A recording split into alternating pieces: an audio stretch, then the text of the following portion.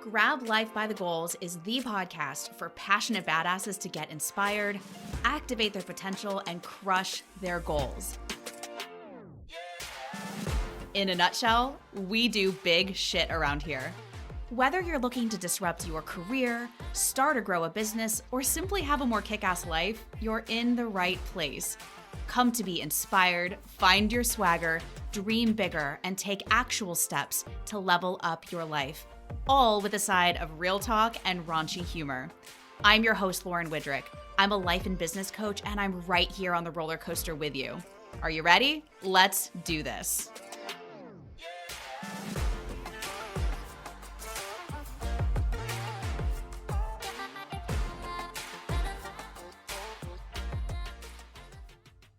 What's up, my badasses? Welcome back to another episode of the Grab Life by the Goals podcast. We are here today with Jenn Drummond, who is an author. I'm holding a copy of her book here, Break Proof, which becomes available on, is it January 8th, you said, on Amazon? January 9th. January 9th, which is the day after the Grab Life by the Goals Summit, where Jenn is going to be the opening keynote speaker. And she's going to be there because I've had a girl crush on her from afar, seeing that she is an entrepreneur, an author, a mountaineer, a world record holder. She's a mom of 7, and she did so many of these things after having a near-death experience. So I'm like, how do I meet this woman? So I went on a limb and I asked her to come speak at our conference. And Jenn, I'm so excited for you to come to Charlotte in January. Woohoo! I'm excited to be there. So thank you. Well, what I love about you, I mean, so many things I love and admire about you, is you're what I call an and person. So it's not all in one lane. So many of our people in Grab Life by the Goals feel trapped in one lane of their life, whether it's their corporate job or their marriage. Like they feel like they have to stay in this one thing. And your list, mountaineer, author, entrepreneur, mom, like you do so many different things.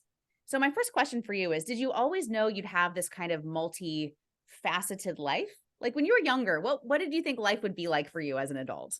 Okay. When I was younger, I thought I'd be a flight attendant. Like that's what my goal was. Yeah. Isn't that funny? Because I remember thinking if I was a flight attendant, I could fly everywhere for free and go see cool places. And that was like, I mean, some kids want to be a doctor or a veterinarian or whatever. I'm like, I want to be a flight attendant. It's not a bad plan, right? To get paid to travel. So did you always have that travel bug? I think I always had the travel bug. I definitely like to experience new places and just see different things. And this world is a huge playground and I love exploring. That's a great way to say it. And as I'm learning more about you and your backstory, I imagine that the mountaineering thing and, just setting some world records in it has taken you to some pretty interesting places in the world. So what's been one of the most fascinating places you've been to?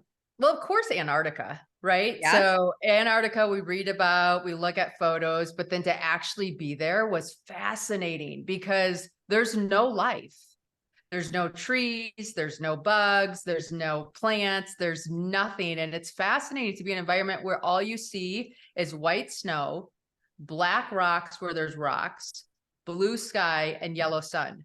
So there's no purples or yellow or like pinks or blue. Like it's just fascinating how visually desolate it is, how life desolate it is. It's just like a unique environment to see.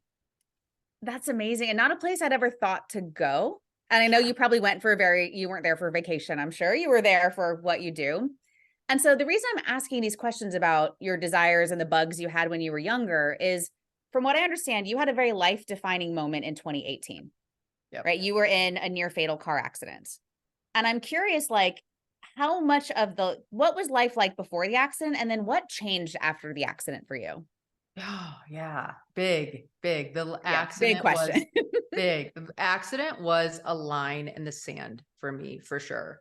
Before, I mean, I don't want to say it this way, but I think I did. I kind of lived out of fear of not having enough money, fear of not being successful, fear of not being a good mom, so everything I was doing, I was overdoing so that no one could say I wasn't good enough or wasn't whatever. I was white knuckling everything. So, I mean, I would double down, push harder, do more.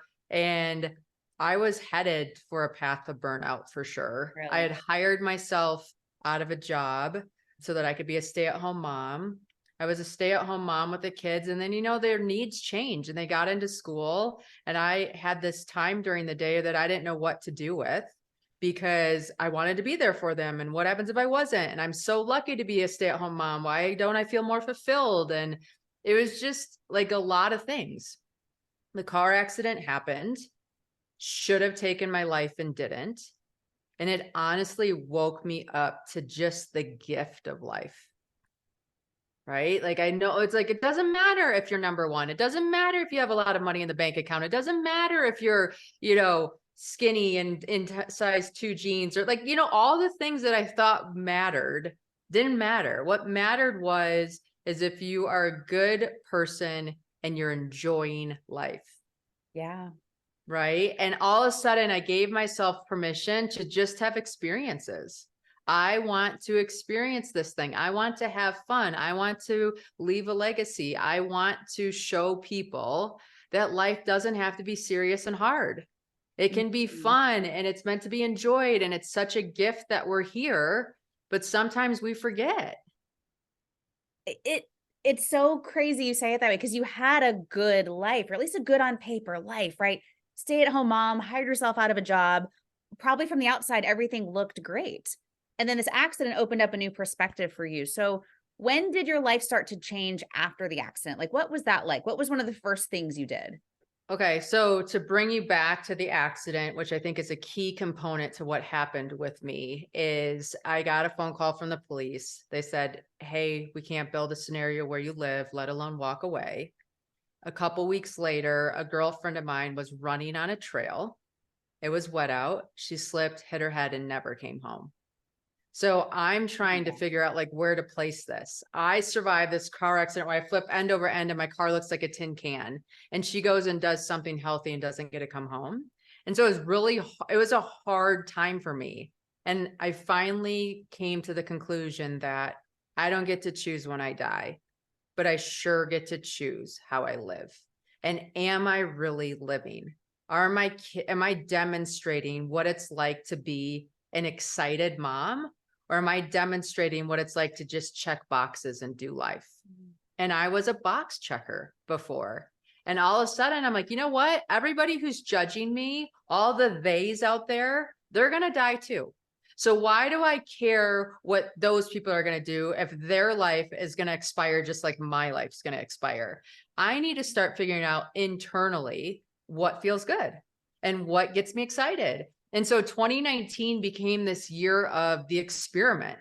And I started dreaming again and getting curious again and letting myself just try things again and be a beginner and be bad and not like all this play.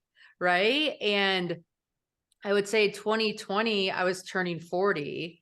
And that's those are one of those decade launchers. And I'm like, okay, what is this next decade of life going to mean? Why was I here? And when I started looking at all the things I put on my 2019 list of things I wanted to do, climb a mountain stood out because it was something that'd be harder as I got older. Yes. I just turned 40 this year, so this is resonating with me. Okay. So you've been experimenting, and then this is in your heart, climb a mountain. So had you ever, yeah. Was this a totally new experience for you? Had you ever done any climbing before this? No, I really hadn't. It was just, Wow. It was one of those, I live in the mountains in Park City. So I'm surrounded by mountains that you ski and all this kind of stuff. There's a lot of climbers in this area. There's a lot of people that are into mountaineering. I did climb the Grand Teton with some friends in Jackson Hole. Absolutely loved the experience, but I just didn't have time to put it into my life, right? Like there was no time. So when I allowed myself to just be playful again and see what showed up, I'm like, oh, you know what? I want to climb a mountain again before I die.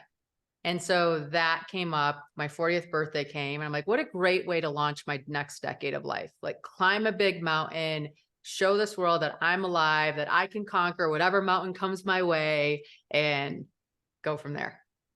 And so how did it get to you breaking world records as a mountaineer? Yes, Walk us through the next few steps. Like, did you just get addicted to it? Did you start chasing bigger and bigger goals? Yeah, no, it's crazy. I mean, it's just crazy to think about. So I asked friends, if you could climb one mountain in the whole world, what mountain would you climb? And everybody came, like the general consensus was this mountain named Ama de Blanc. And I'd never heard of it before. And one of my friends was like, it's the Paramount Pictures logo. So every time you go to a movie, you're gonna be like, oh, I climbed that mountain. The stars circle around it and all that stuff. So I'm like, oh, that's cool. I'll climb that mountain. That makes sense. Well, if we rewind back to 2020, we had COVID enter the scene. And so I wasn't climbing anywhere. And in fact, now I was a homeschool teacher to 7 children because school shut down and everything else. And one day, one of my little guys goes to me, he's like, he was struggling with his homework. And I said, buddy, we do hard things. You've got this. And he looks at me and he goes, if we do hard things, why are you climbing a mountain called I'm a Dumb Blonde instead of a real mountain like Mount Everest? I said, honey, it's Ama de Blom, not I'm a Dumb Blonde, but thank you. I know, kids, right? So I love it. I know, I was like just shocked. So then I'm like, but I do think it was just, I don't think he was being intentional. I literally think he thought the mountain was I'm a Dumb Blonde.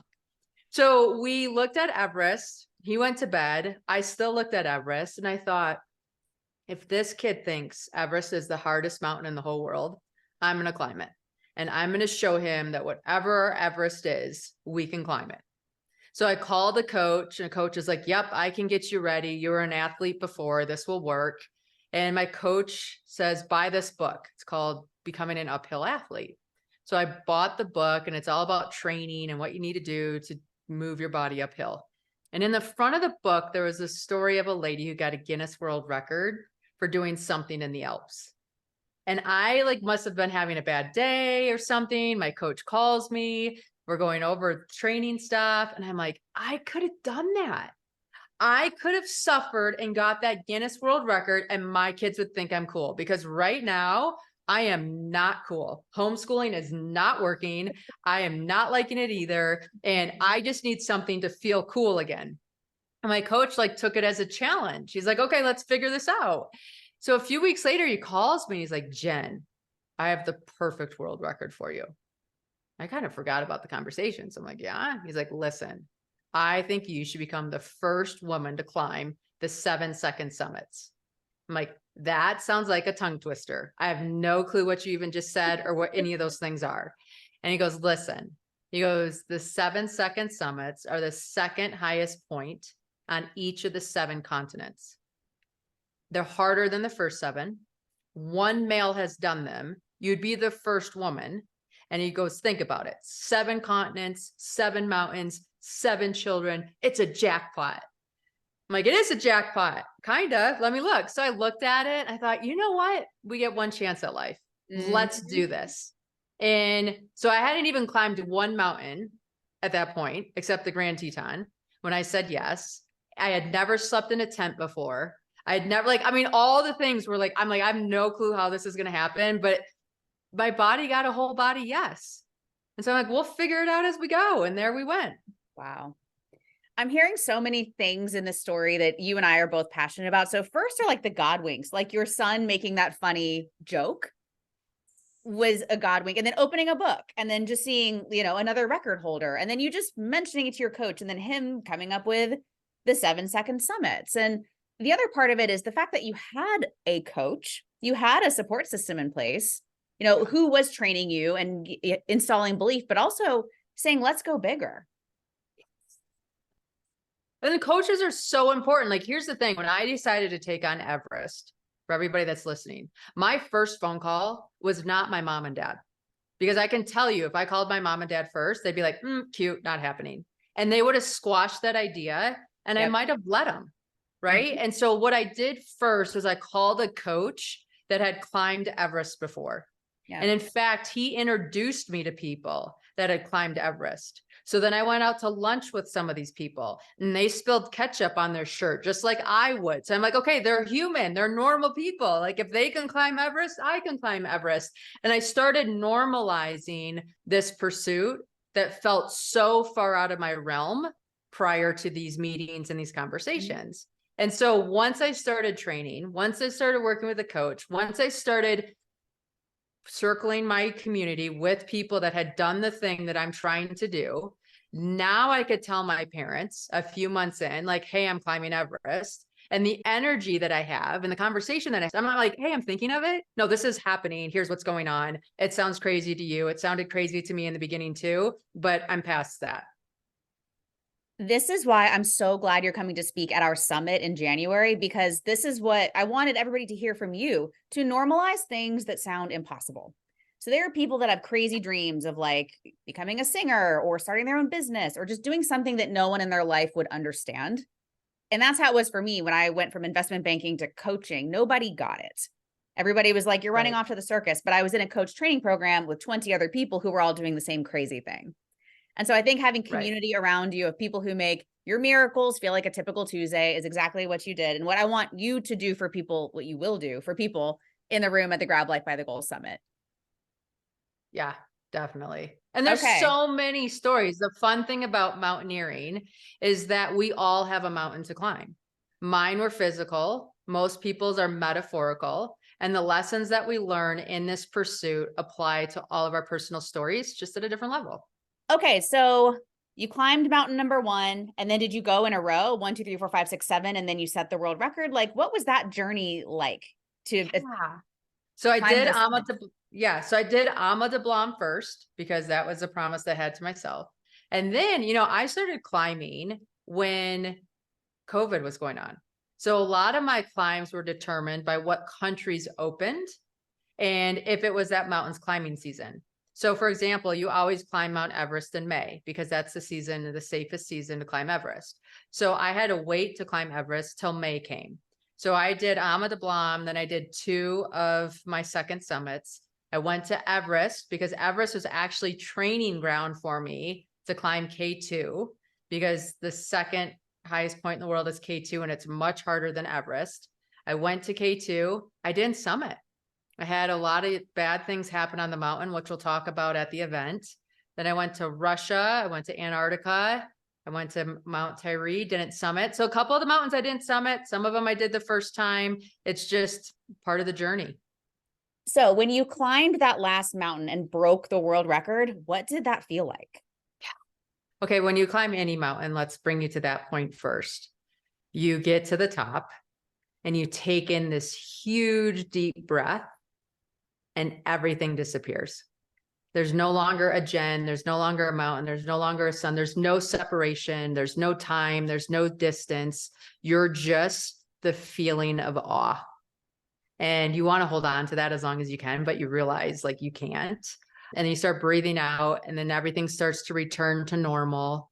And right before you head down the mountain, it's almost like you take your soul out of your body and say, okay, I'm going to throw you out into this universe. And I can't wait to find you again, because I truly believe that life is led in the experience of living. It's the ordinary moments. It's connecting to ourselves in all the experiences that we have. On that last mountain, I had that same feeling. I was thousands of miles away from my family, yet they were right next to me, right? There was nothing different between anybody or anything. We were just all this collective, beautiful being. And then I started hiking down. So you're a successful entrepreneur, an author, a speaker. You do so many things in addition to mountaineering. How did all of that get started? Was it in the middle of climbing the summits? Like, when did you begin launching and growing your business? Yeah. So I graduated from college with a degree in business and took a job in finance. So you and I have financial histories similar to each other. And I worked with individuals and then decided to go out on my own, had a book of business somewhat built up, and then started working with individuals like that. And then one of my clients was the CEO of a credit union, and they were looking to offer investment services to their membership, because prior to that time, they weren't allowed to. You could only do that through banking institutions. And so all of a sudden that opened up this whole new opportunity. I was in the game. I knew how to do it. Now I could expand into this arena. So I interviewed with her board of directors. They selected me to work with them. And that opened up this whole other opportunity to start white labeling an investment platform for financial institutions. Amazing. So were you doing that while you were climbing the summits? Actually, I wasn't. I was doing that before I had kids. Then I started having kids and started hiring myself out of a job because all of a sudden too many things were demanding my time. And I'd rather delegate at that time work stuff than kid stuff. So then I got to be a stay-at-home mom. And then I didn't really want to get back into that business again because I kind of outgrew it. And so then I was the mom thing, and then the car accident happened, and then the mountain thing happened. Mm-hmm. And at some point in the journey, you decided to start doing public speaking and telling your story and writing your book. So how did all that come to be? Yeah, I'd always been a speaker because when I was in the financial service industry, there's not a lot of women. So I was always offered to speak and talk about things as being a female, building a book of business and all the things that go with that. That's different from being a male. And then when I started climbing, halfway through the pursuit, a friend of mine I went out to lunch with, we were telling stories. He's like, you need to write a book. I don't even like mountaineering, and these stories are fascinating, and it's amazing how much they apply to building a business and living your best life. I'm like, yeah, you know what? I love helping people. That's what I loved about being a financial advisor. I loved helping people with their money. I kind of got bored with it because once I realized there's a lot of people that have their health under control and their finances under control, but they don't have their mind under control. And if you have those other two things, but not your mind, it doesn't matter. So I realized really the place that I could have the most impact was helping people with their mindset. Their mindset would lead to solutions in these other areas. So that's really what drew me into that piece, just because I felt like that's where I could have the biggest bang for my buck. And I've heard you speak. I've seen you on social. Your book just came on my doorstep today, and I cannot wait to devour this. What would you say are one or two core messages from the book that you would want people to take away? Yeah. I think big mountains take big teams. I think a lot of times we set these big goals for us and we don't reach them. And then we start compromising or we start running out of energy. And so we're like, okay, maybe that really wasn't something I wanted. No, it's something you wanted. Otherwise, it wouldn't have shown up in your field or your heart or your mind. So if you're starting to compromise, stop and say, who can help me? Maybe I'm carrying this load too far, too much by myself, and I need to recruit a team to help make it possible. So I think one of the big lessons from the book was the bigger the mountain, the bigger the team. Oh, I love that. Everybody in this room is going to be upset. You're going to get bombarded. Everyone's going to be obsessed with you because we preach who, not how, and sexy support systems and all of these things. So last question for you. What are your big goals for 2024? So I'll be honest with you. My goal was to set this world record, finish June 1 of 2023. And so for that next year, my goal is to be a human being instead of a human doing. Because I think so often we get used to doing that we forget how important it is to recharge, recalibrate, and reintegrate what we just did into our beings. And so I'm not allowing myself to take anything on until after that time frame, because I want to show people that are following me that it's okay to have a season of winter. It's okay to slow down, recharge, so that when you do pick the next thing, you can be intentional about it. Oh, I love that. That's so inspiring. And again, showing people you don't have to be all hustle, all grind, all goal. There are seasons of rest, like you said, winter. I love the way that you said that. So I know right now you're in it. Your book is launching. You're speaking. You just set this world record earlier this year, and you're raising 7 kids. So do you have any tips for people who have big, busy, full lives managing it all? You know what? I think the biggest thing to do is habit stack. I know we hear about that all the time, but I'll give you an example in my life. I don't have time to do a gratitude journal. I really wish I did because I understand the benefits of it. I love everybody that's doing it. It just doesn't fit into my life right now. What I did realize is that there's a red light by my house. Every time I leave my house, I get the red light because I'm on the short side. Before I used to get grumpy. I'm like, oh, I hit the red light again. And all of a sudden one day I realized like, I'm the only one who's mad that I'm hitting this light red. The red light doesn't care. Only I care. So I've turned that red light into my gratitude light. So now every single time I hit it, my car knows, we start listing off everything that we're grateful for. And that has changed that experience so much so that if I hit it green sometimes, I'm bummed because I'm like, wait a minute, I wanted to go through my gratitude and just like unwind for a second. And so I think when we have things that we want to do and we're feeling overwhelmed, just pause and stop and say like, okay, what can this look like in my life to be successful, even if it doesn't look like it does on everybody else's? That is genius and so easy to implement into a busy life. Jenn, I am so grateful for you for coming to our summit, for putting your message into the world, and for spending time with us here today. So where is your favorite place for people to follow you? Yeah, I think the best place is jendrummond.com. Then you can find your social media channel of choice and reach out, say hello, happy to connect. Perfect. And if you do not have a ticket to the Grab Life by the Goals Summit, you are missing out. The FOMO will crush you because you'll have the chance to meet Jenn, hear even more about her story, and be in a room full of people there to support you. So Jenn, thank you for being here today. I'm so grateful. Thank you. And thank you for tuning in to the Grab Life by the Goals podcast, and we'll see you next time. Thank you so much for listening to the Grab Life by the Goals podcast. If you loved this episode, I would be thrilled if you subscribed wherever you listen to your podcast so that you can get notified when an episode drops and we can rendezvous like this every single week. If you're feeling frisky, maybe slap a 5-star review on this bitch and maybe even some comments about what inspired you from this podcast episode. This is simply so more people can find us and join our squad of badassery. I love me some Instagram, so come find me. My handle is @LaurenWidrick, and if you screenshot and share this episode with your peeps, I'll come shower you with all the virtual hugs and kisses. Until next time, grab life by the goals, my friend.